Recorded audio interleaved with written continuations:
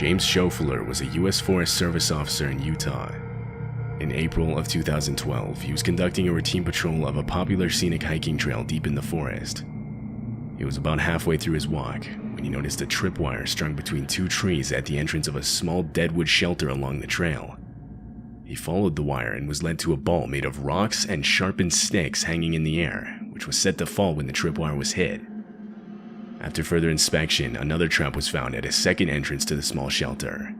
This one was a bed of sharpened sticks placed facing upward in the ground. Again, a tripwire was set in front of it, which this time was pulled tight and would have forced a person to fall directly into the sticks. Police were called and informed of the dangerous and potentially deadly traps. Soon they would begin conducting interviews of hikers in the area within the last few days, and surprisingly, this would lead them to two teenagers. They would confess to setting them up, however they argued the traps were set for animals. Police would not buy this. The nature of the traps was clearly made for a person. Plus, they were set way too close to a popular hiking trail that receives a lot of traffic. More specifically, at the entrances to a small shelter, which easily would have attracted a curious child or unsuspecting tourist. In 2017, Ivan, a 30-year-old man from Russia, abruptly went missing on a solo hike in the Shatura district of Moscow. When he initially didn't come back, his family reported his absence to the police, and a search of the surrounding woods later commenced. But no results came from this search, and it was eventually called off with no findings whatsoever. Fast forward 2 years later to 2019, and a hiker in the same area called in to report the found remains of a human skeleton halfway buried under leaves. This human skeleton was later confirmed to be of Ivan. What makes the finding so disturbing, though, is what was found with the skeleton. Tied to the remains and nearby trees were multiple sets of handcuffs, locks, and chains. Ivan's tent was found close to the scene, leading police to believe he was attempting an isolated Houdini-type escape, chaining himself up and trying to free himself without any help, and that this ultimately went horribly wrong.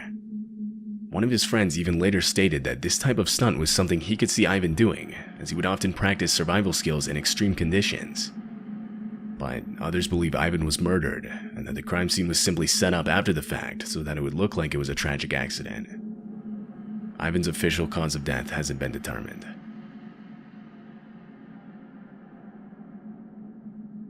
It's May of 2016. A man is walking a private forest trail in Harlan County in Kentucky. Suddenly, he sees something on the ground just slightly off the trail path. He gets closer and sees it's a trail camera. Trail cameras are waterproof outdoor cameras that are typically motion activated, with the purpose being to record wildlife. Most of them even have night vision capabilities.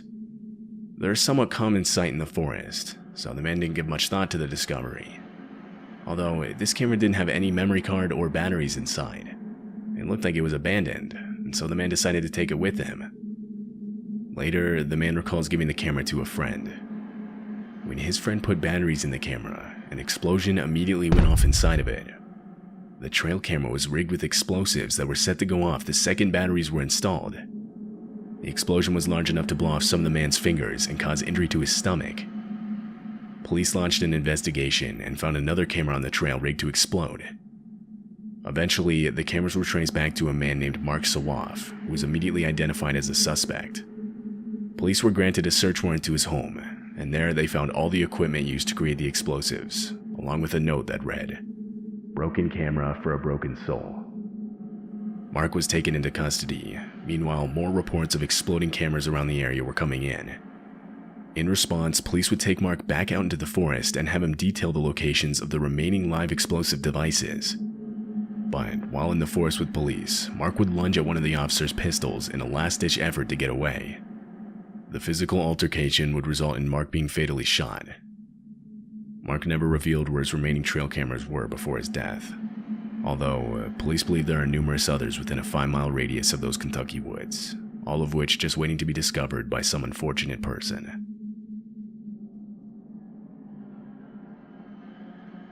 In July of 1968, a group of women were at a picnic table near their lake house at Lake Michigan. They were playing cards together and having a good time when they were interrupted by an overbearing stench.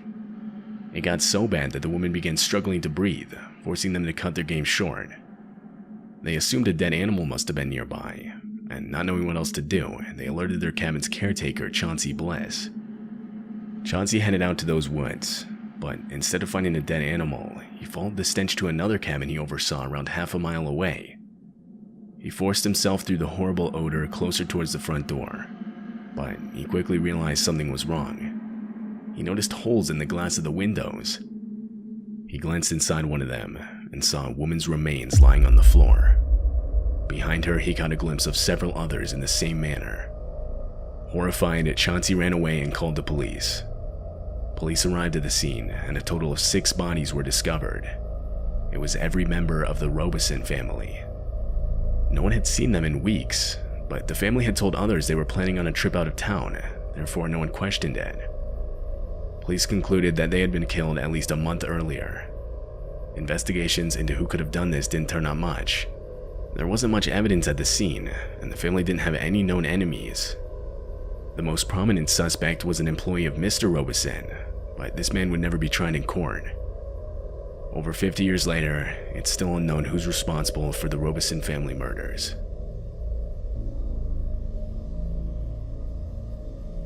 Matt Bell and a coworker were doing excavation work in the woods of Danville, Arkansas, when they came across a 32-pound old round ball in the ground. Matt thought it was an old cannonball from the Civil War and decided to take it home with him. The thing was dirty, and so he pressure washed the ball to try and clean it up a bit. While he was drying it on his counter, he snapped some pictures of it. The next day, he went to a Civil War museum to verify the object's authenticity.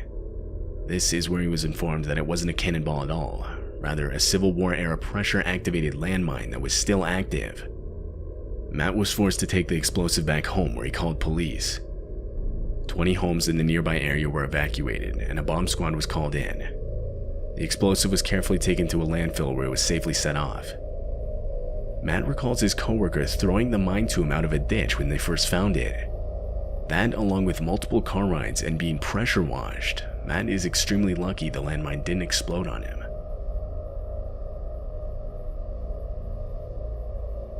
In July of 2016, a construction worker was doing routine maintenance on the right lane of a section of road on Interstate 985 located in Georgia. At one point during his shift, the man had to relieve himself, and so he started walking into the forest just next to him. He got about 80 yards in when he noticed a large object on the ground. As he got closer, he realized it was a suitcase. Curious, he zipped it open. Inside, he saw a human skull. Immediately, the man ran back to the highway and told his supervisor, who then told the police. When they arrived, the man showed them to the suitcase. A full set of bones were discovered along with the skull. Later analysis would reveal them to be of a woman, most likely in her 20s or 30s at the time of death. It's assumed she died around 6 months before the discovery. Fast forward to 2019, and police now believe they've identified the woman as Jessica Mancini from Chattanooga, Tennessee. She was originally reported missing by her mother back before the suitcase's discovery. However, how she died, or who was responsible, are both still unknown to this day. In 1986, 19-year-old Christopher Knight vanished from his home in Maine to live in the woods for no apparent reason. For food, Christopher would steal from dozens of different cottages and camps around the area.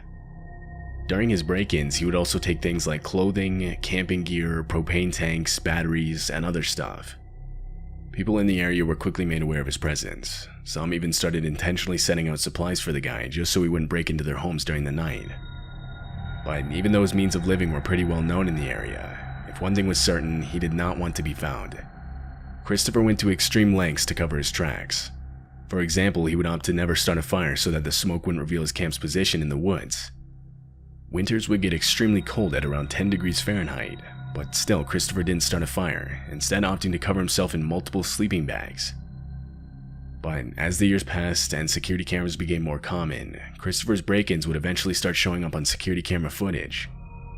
Finally, 27 years after he left his home in Maine, he unknowingly tripped a surveillance sensor while routinely stealing food from a camp. Police were alerted and showed up to the scene. Christopher was still there, and the first human contact he had in years would be him being arrested. Police had finally found and caught the man responsible for thousands of burglaries in the area. Eventually, Christopher would show police his camp. It was filled with decades worth of stolen goods. Christopher was ultimately given 7 months in jail and 3 years probation.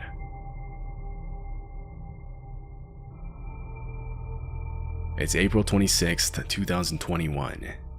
The police department in Anchorage, Alaska receive a disturbing phone call. The caller reports a freezer in the forest, found buried halfway into the ground. Inside of it, a body. Police rush out to the scene and from the highway are led deep into the woods where the freezer was once again located. They opened it and were able to confirm the caller's claims. A few months later, police released more information about the finding. The man inside the freezer was 67-year-old Michael Tiefteller, who had lived nearby. Police were unable to identify how he was killed. It's also unknown when he was killed. He lived an isolated life. The last time he was known to be alive was 3 years prior in 2018, so it really could have been anywhere in that time frame. Whoever did this hasn't been found, and with nothing to go off of, this case was classified as cold, essentially from the beginning.